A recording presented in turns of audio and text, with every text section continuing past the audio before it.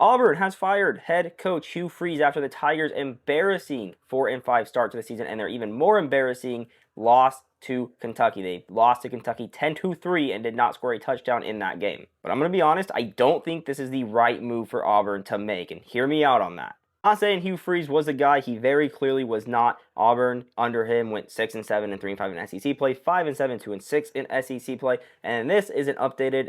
They are 4-5 on the year and 1-4 in SEC play. The reason I think this may not have been the right move for Auburn to make is because we have an insanely crowded coaching carousel this year, and not only is it insanely crowded, but there are some better programs and better openings than this Auburn job. Florida, LSU, Penn State are all very clearly better, or at least closer to winning a conference title and getting into the college football playoff. You have like Oklahoma State, who is in a much easier conference than Auburn is and has a much clearer and easier path to the college football playoff than Auburn does. And then you have like UCLA down here. UCLA, not a great program, but LA is a great place to live. At least I would think it's better than Auburn, Alabama. No offense to anybody who lives in Auburn, Alabama, but come on, it's LA.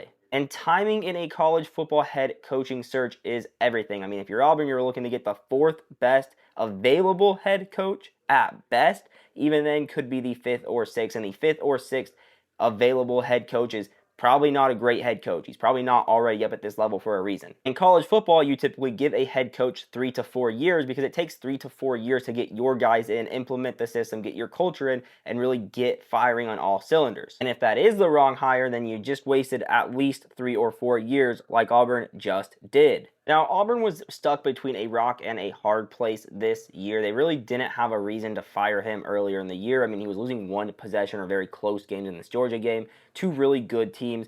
Mizzou was a solid team at the time. They had to go to double overtime to beat Auburn. And then you have A&M, a 6-point game. Oklahoma, a 7-point game. So you could definitely make the case earlier in the year that he should have stayed. And their other option would have been to keep him for the beginning of next year and fire him really early into the year, so you have a lot longer to build those backdoor conversations and have those backdoor conversations with some of the top candidates instead of the fourth or fifth best candidates. That's really not a great option either because you're pushing your rebuild back a full year. So really don't know what Auburn should have done besides going back in time and never hiring Hugh Freeze in the first place. I do think that there's a possibility that Auburn has set themselves even further back for the next 3 or 4 years, all because